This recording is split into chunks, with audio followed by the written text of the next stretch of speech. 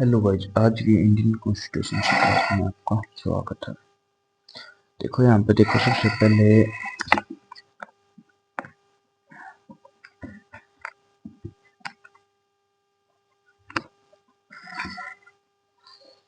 देखो सबसे पहले कल की क्लास में ना हमने यहाँ पे कल की क्लास में आर्टिकल 118 तक ना कंप्लीट कर लिए थे। क्लियर। और आज की क्लास में हम यहाँ पे आर्टिकल 119 को रीड करेंगे।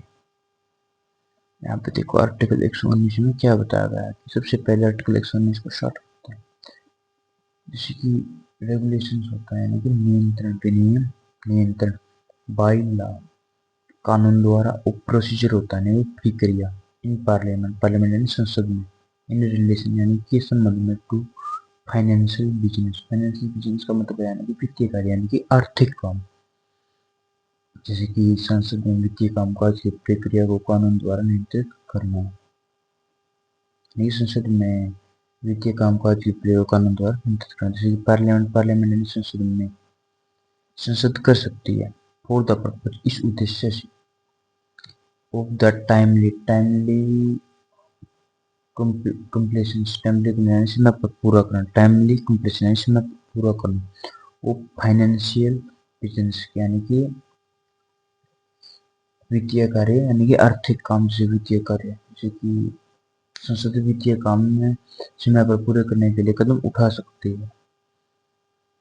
रेगुलेट बाई लॉ कानून द्वारा नियंत्रित करना द प्रक्रिया को एंड कंडक्ट यानी इफेक्ट और कंडक्ट ऑफ बिजनेस यानी कार्य का संचालन करना in each house of parliament यानी संसदीय प्रदेश में लोकसभा और राज्यसभा।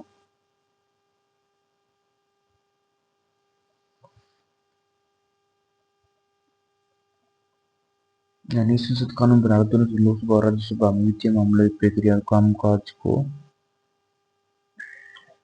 नियंत्रित कर सकती है।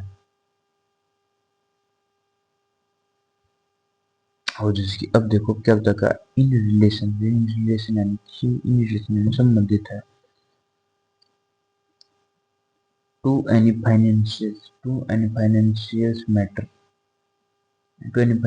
यानी कोई भी वित्तीय विषय ओवर टू एनी बिल यानी कोई वित्तीय फॉर द अप्रोप्रिएशन होता है वो मनी अप्रोप्रिएशन ऑफ मनी यानी धन का आवंटन यानी खर्चे के निमित्त appropriation of money out of the consolidated fund of India out of consolidated fund of यानी भारत के यानी भारत का मुख्य जिसमें सारे टैक्स और राजस्व होते हैं।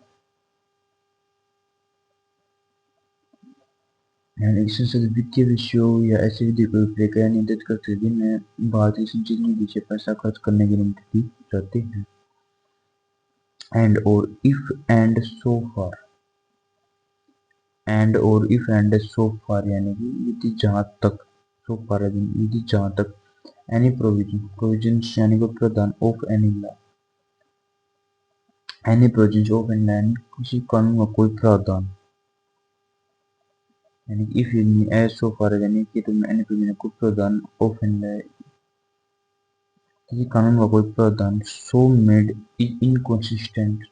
यानी कि ऐसा बनाया गया इनकंसिस्टेंट विद यानी कि असंगत any rules made by a house of parliament संसद के किसी सदन द्वारा बनाया गया नहीं अंडर क्लोज 1 ऑफ आर्टिकल 118 यानी कि अनुच्छेद 118 एक के तहत और विद एनी रूल्स यानी कि क्या बताया अगर संसद द्वारा बनाया गया कानून कोई हिस्सा संसदीय नियमों को टकराता है तो अनुच्छेद 118 की एक के तहत बनाया गया है तो कानून का प्रावधान मान्य होगा।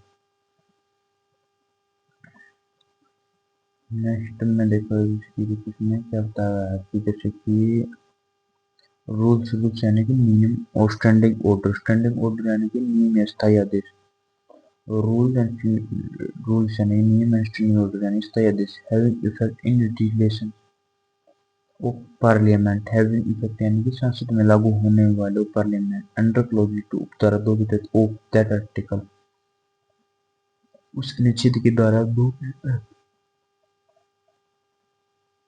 सच प्रोविजन सेल प्रीपेड, यानी कि ऐसा प्रावधान प्रभावी रहेगा वही लागू होगा। यानी कि अगर संसद का कानून संसद के नियमों या स्थायी आदेशों से टकराता है, यानी कि अगर संसद का कानून संसद के नियम या स्थायी आदेशों से टकराता तो कानून का प्रावधान भी लागू होगा। जैसे कि अगर इसका एग्जाम्पल दो ना आपको, एग्जाम्पल से क्लियर हो जाएगा ये। जैसे कि देखो, अनुच्छेद 119 कहता है कि संसद को यह अधिकार है कि वह वित्तीय कामकाज जैसे बजट, टैक्स, खर्च की अनुमति को सीमा पर पूरा करने के लिए कानून बनाकर प्रक्रिया तय कर सकती है। यह कानून संसद के दोनों लोकसभा और राज्यसभा में वित्तीय मामलों, कार्रवाई और कामकाज को नियंत्रित करेगा, खासकर उन उद्योगों पर लागू होंगे जिनमें बाद का संचित निधि, कंसोलिडेटेड फंड ऑफ इंडिया से पैसा खर्च की अनुमति दी जाती है। अगर संसद द्वारा बनाया गया कानून और संसद की अपने नियम आर्टिकल की धारा के तहत बने में टकराव तो कानून का प्रावधान माना गया। यानी अगर संसद द्वारा बनाया गया कानून और संसद के अपने नियम आर्टिकल की धारा के तहत बने में टकराव तो कानून का प्रावधान मान्य रहेगा। इसके मान लो सरकार को बजट पास करना है, संसद ने अपने नियम बनाए कि बजट में कितने दिन चर्चा होगी, लेकिन अगर संसद कानून बना दे कि बजट पर चर्चा सिर्फ 3 दिन में पूरी करनी होगी ताकि चुनाव पर पास हो सके, तो और यह नियम पुराने नियमों से टकराता है तो कानून वाला नियम नहीं लागू होगा, क्योंकि अनुच्छेद 119 कहता है कि कानून संसद के नियमों पर भारी होगा। यानी कि मान लो सरकार का बजट पास करना है, संसद ने अपने नियम बनाए कि बजट पर 3 दिन चर्चा हो, लेकिन अगर संसद कानून बना दे, संसद कानून बना देगी बजट पर, संसद ने कानून बना दिया बजट पर 3 दिन चर्चा होगी, तो उस दिन के तो कानून वाला नियम ही लागू हुआ। अनुच्छेद 119 कहता है कि कानून संसद के नियमों पर भारी होगा। चलिए आर्टिकल 119 में बताया जा रहा है। अब जैसे कि नेक्स्ट आर्टिकल देखो,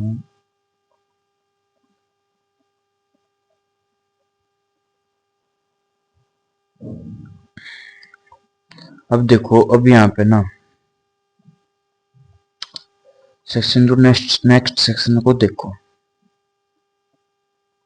सेक्शन 120 में देख, जैसे कि देखो क्या बताया आर्टिकल, ओ सॉरी, सेक्शन को आर्टिकल 120 में देखो क्या बताया गया है कि जैसे लैंग्वेज का यानी मीनिंग होता है भाषा, टू बी यूज्ड यानी जिसका प्रयोग किया जाता है इन पार्लियामेंट, पार्लियामेंट यानी संसद में, जैसे कि नॉटविथस्टैंडिंग यानी इसके बावजूद, इसके बाद जैसे कुछ लिखो एनीथिंग यानी कि जैसे कि इन पार्ट यानी कि बागे जो भाषा जो भी लिखा हो, but subject to the provisions, but subject to यानी लेकिन यानी पर करेगा द प्रोविजंस ऑफ आर्टिकल 348 यानी कि अनुच्छेद 348 के प्रावधानों पर जो न्यायालय विधायी दस्तावेजों की भाषा से संबंधित है। बिजनेस इन पार्लियामेंट यानी संसद के काम शैल बी ट्रांसिटेड नहीं किए जाएंगे इन हिंदी और इंग्लिश, नहीं हिंदी या अंग्रेजी में, तो संसद का कामकाज हिंदी या अंग्रेजी में होगा। अनुच्छेद 120 कहता है कि संसद में कामकाज चर्चा विधायक प्रस्ताव हिंदी या अंग्रेजी में किया जाएगा। यानी कि यह नियम बाग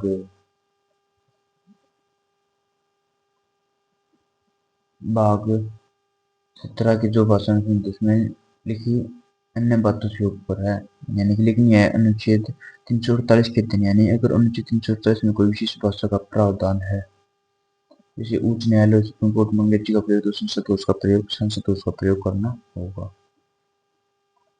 जैसे कि मान लो एग्जाम्पल दूं, जैसे कि मान लो संसद में बजट पर चर्चा हो रही है, कोई संसद हिंदी में बोल सकता, कोई संसद अंग्रेजी में बोल सकता, दोनों भाषा में माने, लेकिन अगर अनुच्छेद 327 कहता है कि किसी विधेयक का आधिकारिक पाठ अंग्रेजी में ही होना चाहिए तो संसद को अंग्रेजी उपयोग करना पड़ेगा। क्लियर।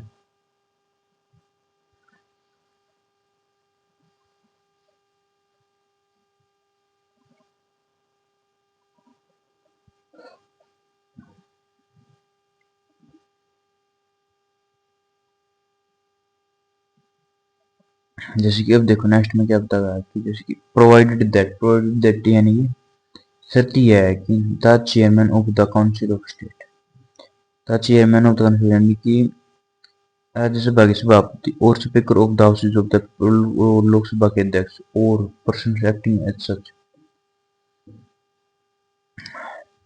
एज द केस में भी, यानी कि जो व्यक्ति उस पद पर कार्य कर रहे हैं जैसा मामला हो। मे परमिट यानी कि मे परमिट यानी अनुमति देता है एनी मेंबर किसी भी सदस्य को who cannot adequately express himself यानी कि जो स्वयं को पर्याप्त रूप से व्यक्त नहीं कर सकता। एनी में कोई भी who cannot adequately express himself यानी कि जो स्वयं को पर्याप्त रूप से व्यक्त नहीं कर सकता। इन हिंदी और इन इंग्लिश यानी कि हिंदी या अंग्रेजी में टू एड्रेस द हाउस यानी सदन को संबोधित करने के लिए, टू एड्रेस द हाउस यानी सदन को संबोधित करने के लिए इन द मदर टंग यानी कि अपनी मातृभाषा में। जैसे कि मतलब अगर कोई सांसद हिंदी या अंग्रेजी में ठीक से अपनी बात नहीं रख सकता तो सभापति अध्यक्ष उसे अपनी मातृभाषा में बोलने की अनुमति दे सकते हैं। क्लियर है। यानी कि जैसे कि इसका एग्जाम्पल देखो, या प्रश्न कहते हैं संसद का सामान्य कामकाज तो हिंदी अंग्रेजी में होता है, लेकिन अगर कोई संसद इन दोनों भाषा में बात ठीक से नहीं रख पाता तो राज्यसभा के सभापति उसको लोकसभा के अध्यक्ष या जो उस समय उनकी जगह कार्य कर रहा है उसे अपनी मातृभाषा में बोलने की अनुमति दे सकते हैं। यानी यह प्रकरण सांसदों को सुविधा देता है कि वे अपनी भाषा में अपनी बात रख सके ताकि लोकतांत्रिक चर्चा में उनकी आवाज दबे नहीं। मान लो कोई सांसद तमिलनाडु से, उसे हिंदी और अंग्रेजी में बोलने में कठिनाई होती तो वह अध्यक्ष से अनुरोध कर सकता है कि तमिल भाषा में बोलने दिया जाए। अगर अध्यक्ष अनुमति दे सकता है तो तमिल में अपनी बात रख सकता है। अगर संसद में सभी क्षेत्रों और भाषाओं के लोगों को अपनी बात रखने का समान अवसर मिलता है।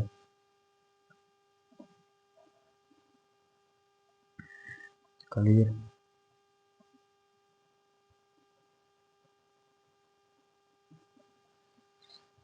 नेक्स्ट में देखते हैं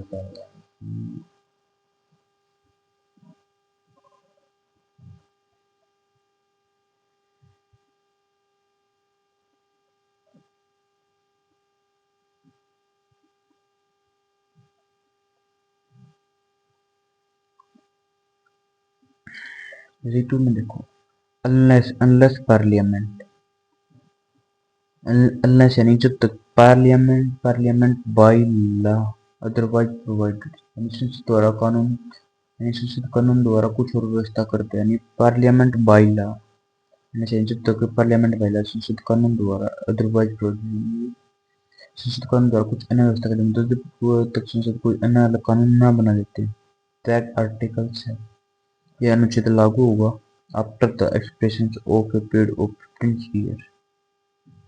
आफ्टर द एक्सप्रेशन समाप्ति के बाद ए पीरियड ऑफ 15 यानी 15 साल के यानी मतलब संविधान लागू होने के 15 साल बाद ये अनुच्छेद अलग तरह से लागू होगा। जैसे कि फ्रॉम द कम्युनिशमेंट फॉर्म में ऑफ दिस कॉन्स्टिट्यूशन संविधान यानी कि जैसे कि मतलब यानी कि संविधान लागू होने की तारीख से गिनती होगी। हैव इफेक्ट यानी प्रभावी होगा। एज इफ यानी मानो कि द वर्ड्स और अंग्रेजी के शब्द वर्क ओमिटेड देयर फ्रॉम वहां से हटा दिए गए हों। तो 15 साल बाद अनुच्छेद ऐसा लागू हुआ जैसे यहाँ अंग्रेजी में शब्द इसमें से हटा दिया गया हो। जैसे कि 120 का 2 देखो, आर्टिकल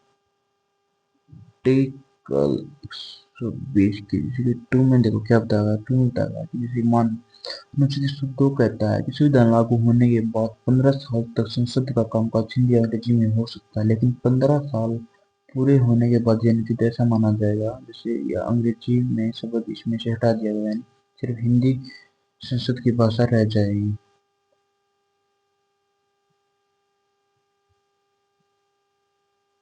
हालांकि संसद को अधिकार है जो कानून बनाने में अंग्रेजी को आगे भी जारी रख सकते हैं। असल में शुद्ध निर्माताओं ने सोचा धीरे अंग्रेजी की जगह हिंदी संसद की मुख्य भाषा बन जाएगी, लेकिन संसद ने बाद में कानून में अंग्रेजी का प्रयोग जारी रखा। जैसे कि सुविधा 1950 में लागू हुआ तो 1965 तक संसद का कामकाज हिंदी या अंग्रेजी में हो सकता था। 1965 के बाद अनुच्छेद 120 दो कहता कि अंग्रेजी हट जानी चाहिए थी, लेकिन संसद ने कानून बनाकर अंग्रेजी को जारी रखा, इसलिए आज भी संसद में हिंदी और अंग्रेजी दोनों भाषाओं में प्रयोग होता है। Clear? Thanks.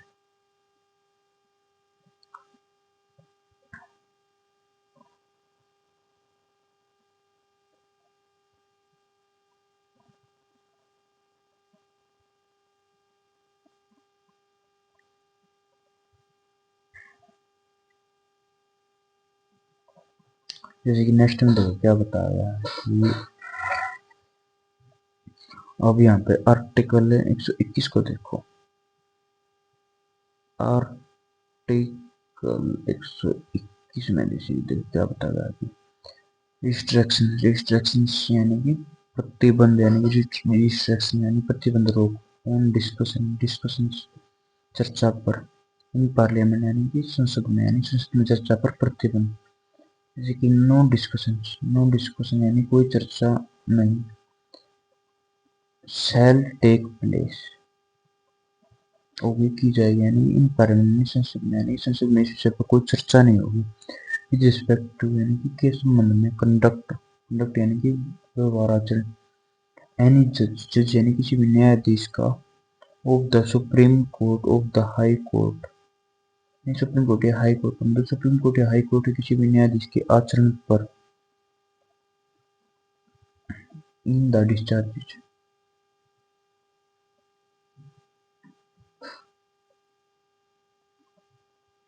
In the discharge निर्वहन में ऑफ हिज ड्यूटी यानी में कर्तव्य, यानी जब न्यायाधीश अपने कर्तव्य का पालन कर रहा हो।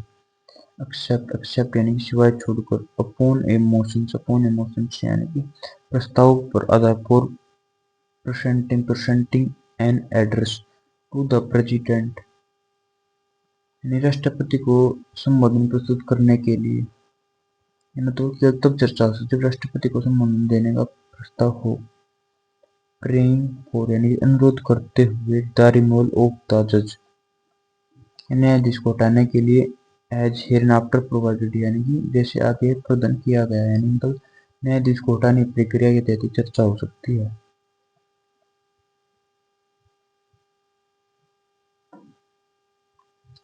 अगर इसका एग्जाम्पल देख लेना,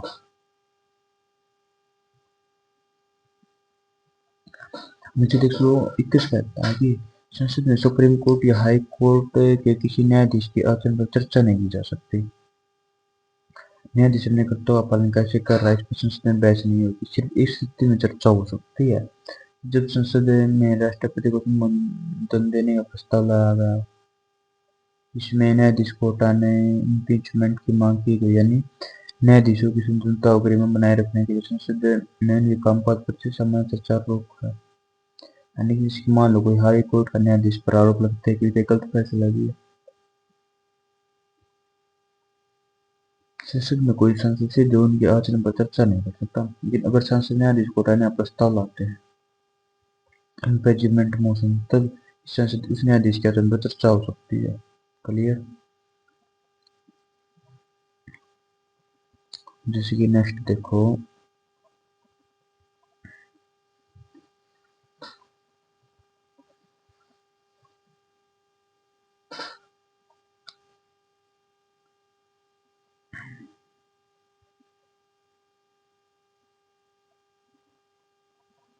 जैसे कि यहाँ पे आर्टिकल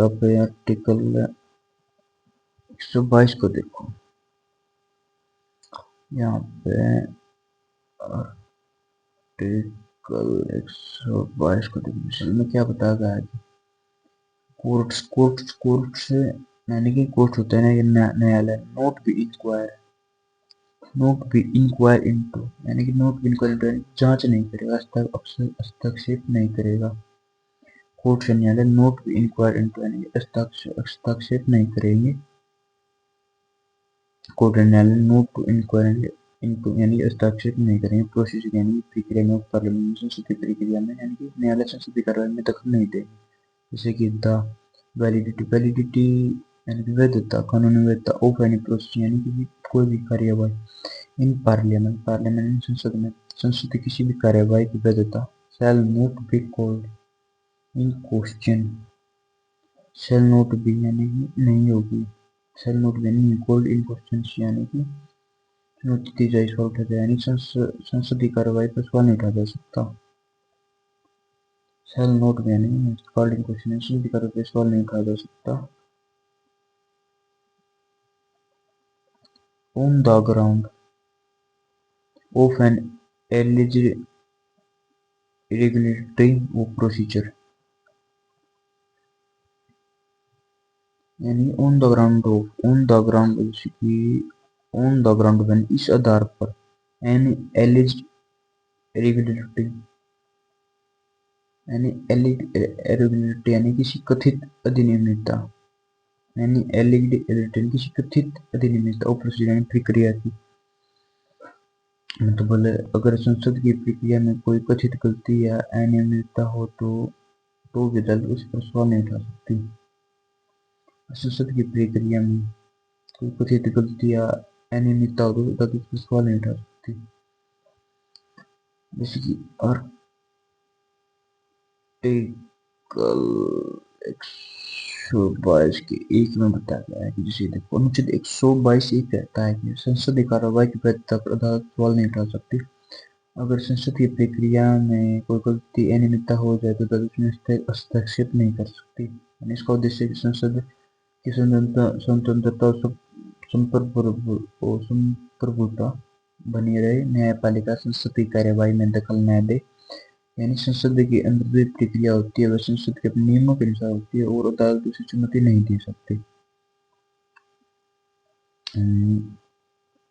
जैसे कि मान लो संसद को किसी विधेयक पर मतदान में हुआ और प्रक्रिया में कुछ तकनीकी गलती हो गई। कोई व्यक्ति अदालत में यानी मान लो संसद में किसी विधेयक पर मतदान हुआ और प्रक्रिया में कुछ तकनीकी गलती हुई यानी कि कोई व्यक्ति अदालत दावी है कि संसदीय कार्रवाई अवैध है क्योंकि प्रक्रिया में गलती हुई है। 122 ये कहता है कि अदालत इस मामले में दखल नहीं दे सकती। संसदीय कार्रवाई संसद के अंदर ही तय होगी। क्लियर।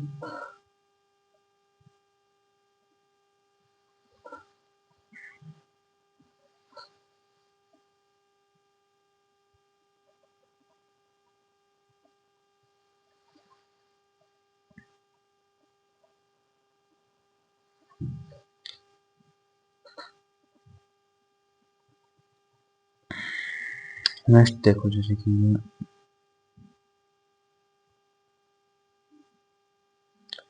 नो ऑफिसर्स और मेंबर्स यानी कोई अधिकारी या संसद का सदस्य नहीं वो पार्लियामेंट यानी मतलब संसद का कोई भी अधिकारी या सदस्य इन होम पावर्स आर विजिटेड यानी कि जिसको अधिकार दिया गया है बाय और अंडर दिस कॉन्स्टिट्यूशन यानी इस संविधान द्वारा यानी जिन संविधान ने अधिकार दिए हैं फॉर रेगुलेटिंग प्रोसीजर यानी प्रक्रिया नियंत्रित करने के लिए और the conduct of the business और कार्यों को नियंत्रित और कामकाज चलाने के लिए संसदीय कार्रवाई और कामकाज को नियंत्रित करने के लिए और for maintaining order in parliament अनुशासन बनाए रखने के यानी संसद में व्यवस्था बनाए रखने के लिए सेल बी सब्जेक्ट के अधीन होंगे to the judication of any court यानी कि किसी भी अदालत के अधिकार क्षेत्र में मतलब जैसे अदालत के अधिकार क्षेत्र में नहीं आएगा इन रिस्पेक्ट के संबंध में of the exercise by him इसके द्वारा प्रयोग की गई इन दो पावर वे अधिकार यानी मतलब उन अधिकारियों प्रयोग के संबंध में अदालत दखल नहीं दे सकती। यानी जैसे कि अगर इसका टू का देखो जैसे कि टू में क्या बताया गया है कि अनुच्छेद 122 कहता है कि जैसे संसद के अधिकार जैसे लोकसभा अध्यक्ष, राज्यसभा सभापति या सदस्य ने संवैधानिक अधिकार दिए हैं प्रक्रिया नियंत्रित करने। जैसे कि संसद के अधिकार जैसे लोकसभा अध्यक्ष, राज्यसभा सभापति या सदस्य ने संवैधानिक अधिकार दिए हैं प्रक्रिया नियंत्रित करने, कामकाज चलाने और अनुशासन बनाए रखने के लिए। उनके द्वारा उन अधिकारों का प्रयोग अदालत में चुनौती नहीं दिया जा सकता। उनके द्वारा इन अधिकारों का प्रयोग अदालत में चुनौती नहीं दिया सकता। यानी अगर अध्यक्ष ने किसी संसद को अनुशासन बनाए रखने के लिए बाहर कर दिया, जैसे कि दोबारा सुन लो इसको, मान लीजिए संसद के अधिकारी जैसे कि लोकसभा सदस्य हो गया और लोकसभा अध्यक्ष हो गया, राज्यसभापति हो गया या सदस्य ने संवैधानिक अधिकार दिए प्रक्रिया नियंत्रित करने, कामकाज चलाने, अनुशासन बनाए रखने के लिए। उनके द्वारा इन अधिकारों का प्रयोग अदालत में चुनौती नहीं दिया यानी कि उनके द्वारा इन अधिकारों का प्रयोग अदालत में चुनौती नहीं दिया जा सकता।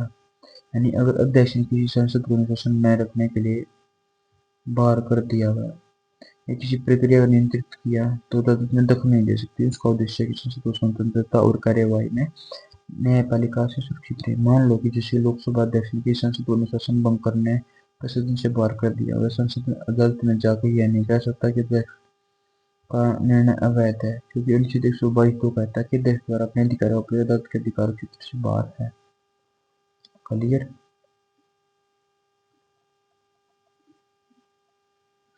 और जो अब यहाँ पे नेक्स्ट है,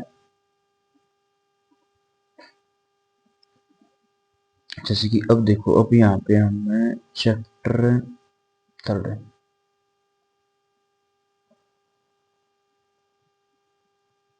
legislative powers of the president. अध्याय 3 में क्या होता है, लेजिस्लेटिव पावर्स यानी विधायी शक्ति से कानून से जुड़ी शक्तियाँ। लेजिस्लेटिव नहीं, कानून से जुड़ी शक्तियाँ ऑफ द प्रेसिडेंट राष्ट्रपति, यानी मतलब यह अध्याय राष्ट्रपति की विधायी शक्तियों के बारे में है। जैसे कुछ और एग्जाम्पल देता ना मैं आपको इसके, जैसे कि देखो कुछ जैसे कि संविधान में राष्ट्रपति को सिफारिश कार्यपालिका एग्जीक्यूटिव प्रमुख बनाया गया है, बल्कि उन्हें कुछ विधायी शक्तियां भी दी गई हैं। इस अध्याय में बताया गया राष्ट्रपति संसद और कानून बनाने की प्रक्रिया में कैसे भूमिका निभाते हैं। जैसे कि कई तरह से निभाते हैं, जैसे आगे पढ़ेंगे, जिससे एक बार मैं आपको इसको फिर भी बता दूं मोटा मोटा।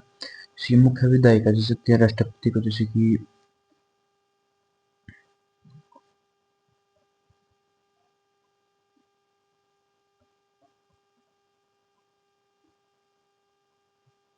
कि यहाँ पे देखो सबसे पहले नंबर 1 पे है, यानी कि जैसे कि राष्ट्रपति जैसे कि संसद में सत्र बुलाता और समाप्त करता, बिना राष्ट्रपति की अनुमति संसद नहीं बैठ सकती। अच्छा भाई, डिसोल्यूशन ऑफ लोकसभा यानी राष्ट्रपति लोकसभा को भंग कर सकता है, शक्ति प्रधानमंत्री से लाभ प्रयोग की जाती है। एड्रेस टू पार्लियामेंट जैसे कि थर्ड में बताया गया कि जैसे कुछ एड्रेस टू पार्लियामेंट राष्ट्रपति संसद से पहले सत्र और हर साल बजट सत्र की शुरुआत में दोनों सदनों को संबोधित करते हुए सरकारी नीतियां योजना बनाई जाती है।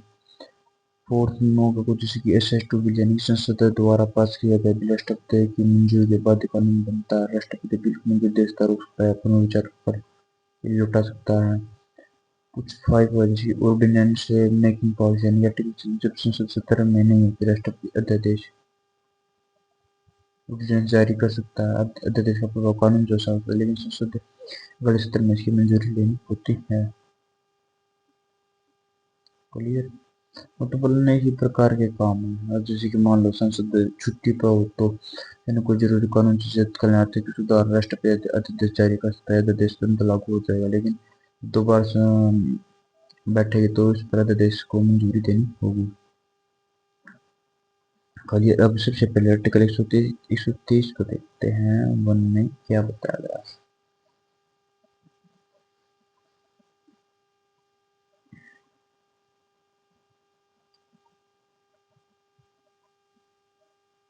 यहाँ पे देखो जैसे कि सेक्शन 123 में बताया गया है कि जैसे कि देखो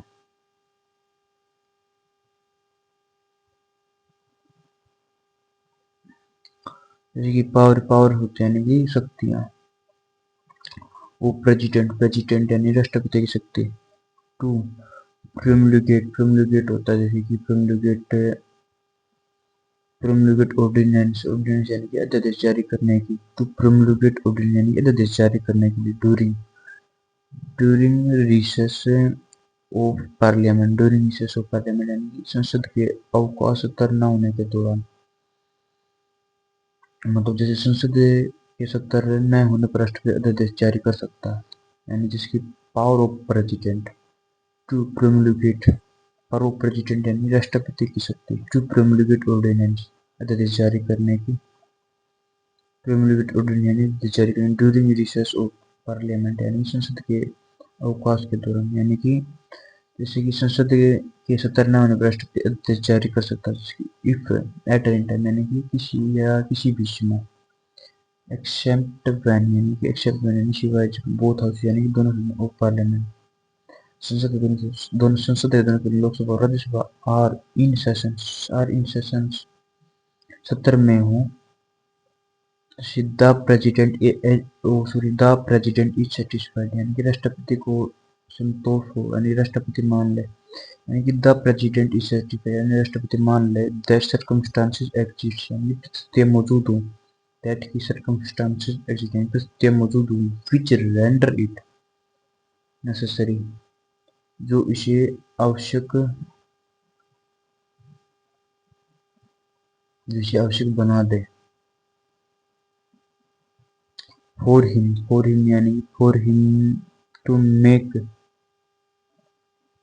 इमीडिएट एक्शन यानी कि वह तुरंत कार्रवाई करे। ही मे प्रोमुलगेट यानी कि मतलब इसमें हालात तो ऐसे हैं कि राष्ट्रपति तुरंत कदम उठाना पड़े। ही मे प्रोमुलगेट वह जारी कर सकता सच ऑर्डिनेंस ऐसे अध्यादेश एज द सर्कमस्टांसेस परिस्थितियों appear to him to require यानी कि जैसे हालात की जरूरत लगे यानी मतलब राष्ट्रपति हालत के अनुसार अध्यादेश जारी कर सकता है। यहाँ पे जैसे कि देखो अनुच्छेद 123 वन कहता है कि जैसे कि देखो जब संसद का सत्र नहीं चल रहा रिसेस और राष्ट्रपति को लगे कि हालात ऐसे हों कि तुरंत कानून बनाना जरूरी है तो राष्ट्रपति अध्यादेश जारी कर सकता है। अध्यादेश का प्रभाव संसद द्वारा बनाए गए कानून जैसा ही होता है। यह शक्ति राष्ट्रपति को इसलिए दी गई ताकि जरूरी और आपातकालीन हालात में सरकार बिना संसद के इंतजार के तुरंत कदम उठा सके। मान लो संसद छुट्टी पर है और अचानक कोई आर्थिक संकट आ गया तो सरकार को तुरंत नया कानून चाहिए ताकि हालात संभाले जा सकें तो राष्ट्रपति अध्यादेश जारी कर सकता है। यह अध्यादेश तुरंत लागू हो जाएगा लेकिन संसद की सत्र में मंजूरी लेनी होगी। क्लियर।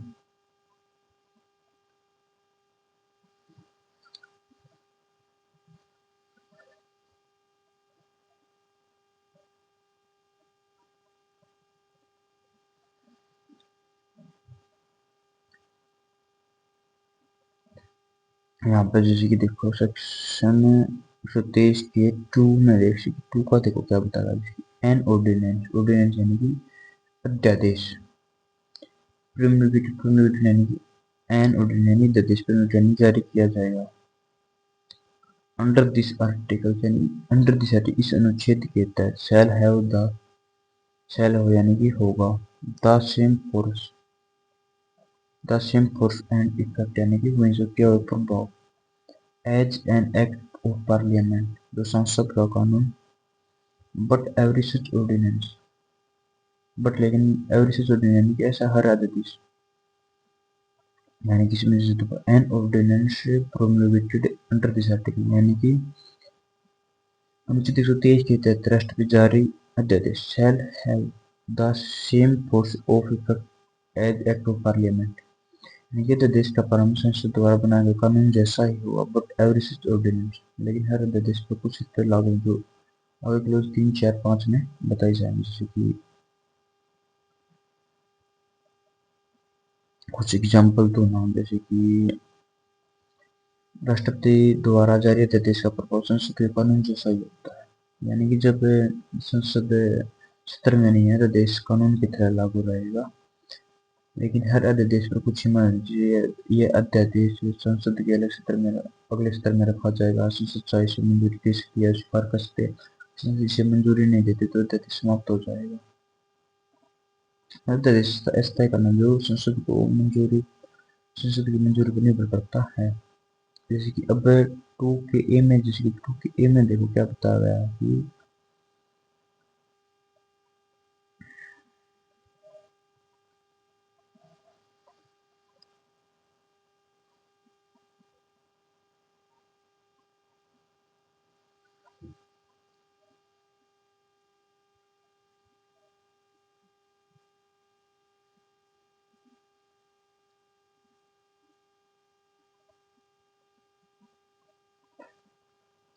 जैसे कि ए में क्या बताया गया है, जैसे कि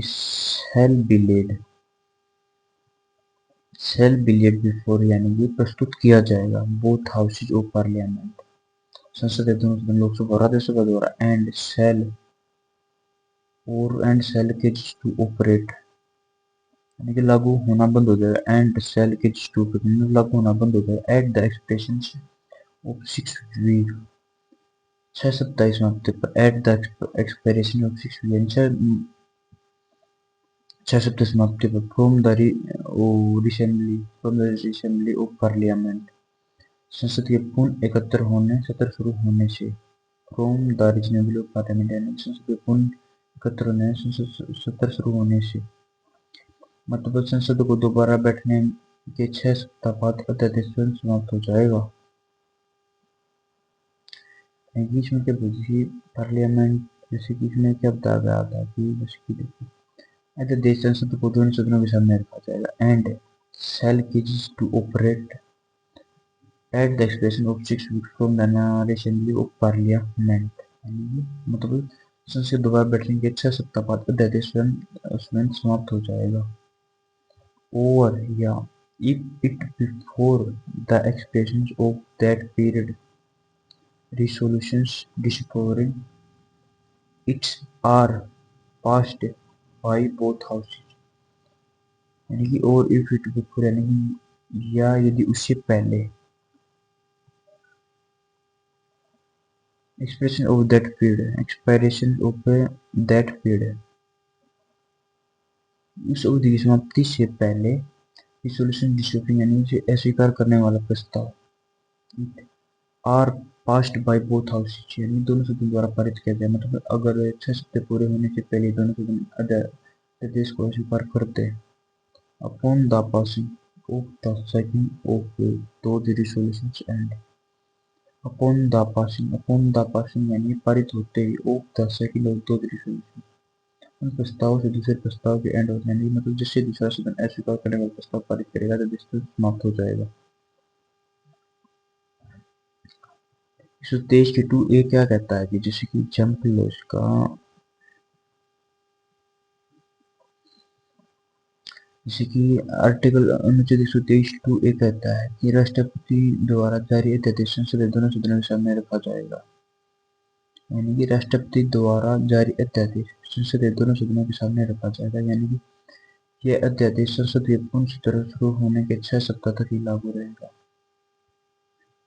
यानी कि राष्ट्रपति द्वारा जारी अध्यादेश संसद के दोनों सदनों के सामने रखा जाएगा। यह अध्यादेश संसद के पुनः सत्र शुरू होने के 6 सप्ताह तक ही लागू रहेगा। लेकिन अगर 6 सप्ताह पूरे होने से पहले दोनों सदन अध्यादेश को अस्वीकार करते तो जैसे ही दूसरा सदन अस्वीकार करने वाला प्रस्ताव पारित करेगा अध्यादेश तुरंत समाप्त हो जाएगा। जैसे कि मान लो संसद छुट्टी पर है और राष्ट्रपति ने अध्यादेश जारी किया, संसद दोबारा बैठी और 6 सप्ताह तक अध्यादेश लागू रहा। मान लो संसद छुट्टी पर राष्ट्रपति ने आदेश जारी किया, संसद दोबारा बैठी 6 सप्ताह तक अध्यादेश लागू रहा। मान लो संसद छुट्टी पर है, राष्ट्रपति ने अध्यादेश जारी किया, संसद दोबारा बैठी 6 सप्ताह तक अध्यादेश लागू रहा। लेकिन अगर लोकसभा और राज्यसभा दोनों ने अध्यक्ष को अस्वीकार कर दिया तो जैसे ही दूसरा सदन अस्वीकार करने वाला प्रस्ताव पारित किया अध्यादेश तुरंत खत्म हो जाएगा। क्लियर?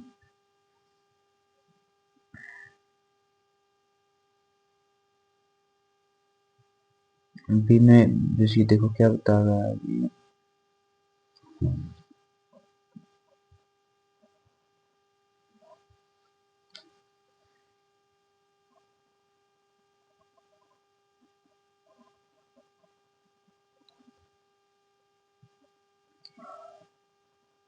इसके इसमें देखो इसमें क्या बताया बी में आर्टिकल 123 के ट्यू के बी में ही देखो इसके में बी विड्रॉ यानी कि वापस लिया जा सकता है, में भी विड्रॉ वापस लिया जा सकता है एट एनी टाइम किसी भी समय ऑफ द प्रेसिडेंट राष्ट्रपति द्वारा, मतलब राष्ट्रपति किसी भी समय अध्यादेश को वापस ले सकता है। जैसे कि एग्जाम्पल में क्या बताया वेयर द हाउस इज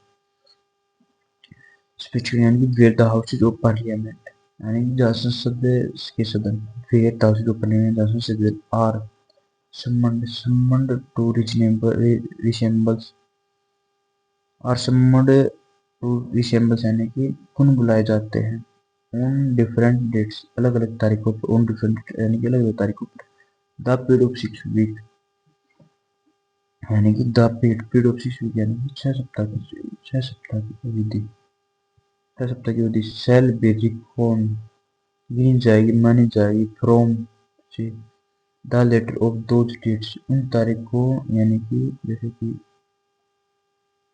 उन तारीखों में से बाद वाली तारीख से फॉर द यानी इस उद्देश्य के लिए ऑफ द क्लोजेज इस उपधारा मतलब इस उपधारा के हिसाब से ये नियम लागू होगा। जैसे कि इसमें जैसे देखो क्या बता रहा है बी में 630 भी कहता है कि राष्ट्रपति किसी भी समय अध्यादेश को वापस ले सकता है यानी कि अध्यादेश सिर्फ संसद ही नहीं बल्कि राष्ट्रपति की इच्छा से भी समाप्त हो सकता है। यानी जैसे अगर लोकसभा राज्यसभा अलग अलग तारीखों पर दोबारा बैठे तो 6 सप्ताह की गिनती वाली तारीख से शुरू होगी। यानी जैसे अगर लोकसभा और राज्यसभा अलग अलग तारीखों पर दोबारा बैठे तो 6 सप्ताह की गिनती वाली तारीख से शुरू होगी। इसका मतलब है कि अध्यादेश संसद दोनों सदनों के सामने रखा जाएगा और उनकी वैधता पर गिनती उस तारीख से जब दूसरे सदन में बैठे। जैसे कि मान लो राष्ट्रपति ने अध्यादेश जारी किया संसद दोबारा बैठी लोकसभा 1 मार्च और राज्यसभा 5 मार्च को तो 6 सप्ताह की गिनती 5 मार्च से शुरू होगी बाद वाली तारीख यानी ये अध्यादेश 6 सप्ताह तक लागू रहेगा जब तक संसद इसे मंजूरी न दे या स्वीकार न करे।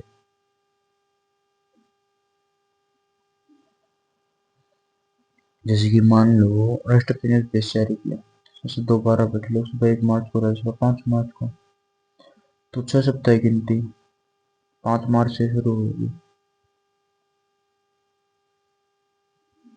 बाद वाली तारीख यानी कि आदेश 6 सप्ताह तक लागू रहेगा जब तक संसद इसे मंजूरी न दे या स्वीकार न करे। लेकिन राष्ट्रपति चाहे तो 10 मार्च को भी आदेश वापस ले सकता है।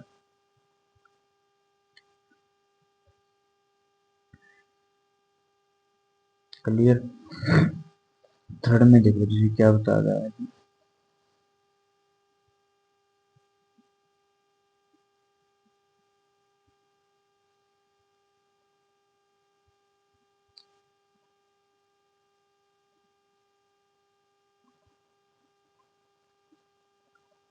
थर्ड में देखो जैसे कि इफ यानी यदि and so far as an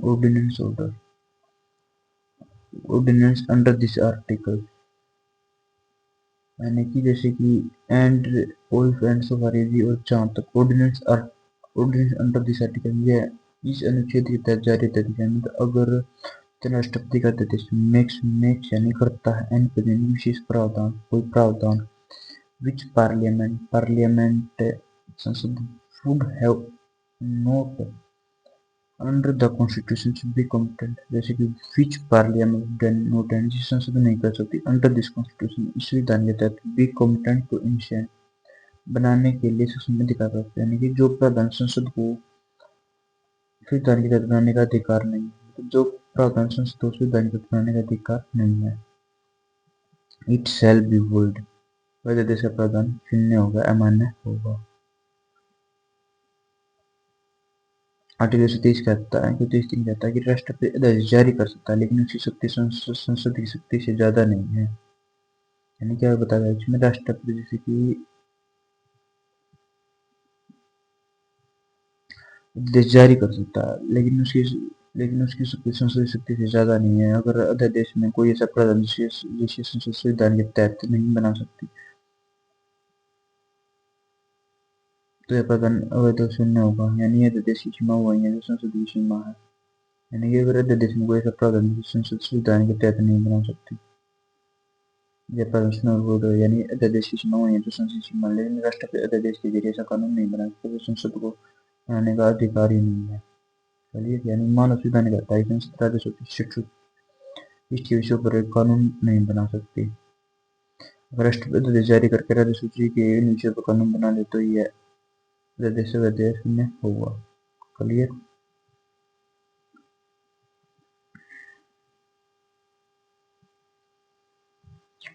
article 4 यहाँ से हटा दिया गया था।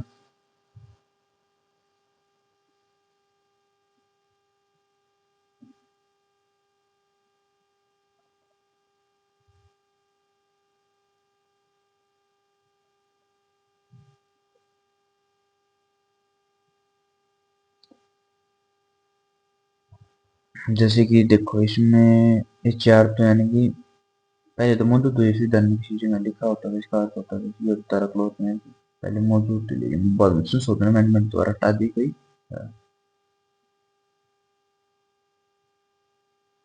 क्लियर।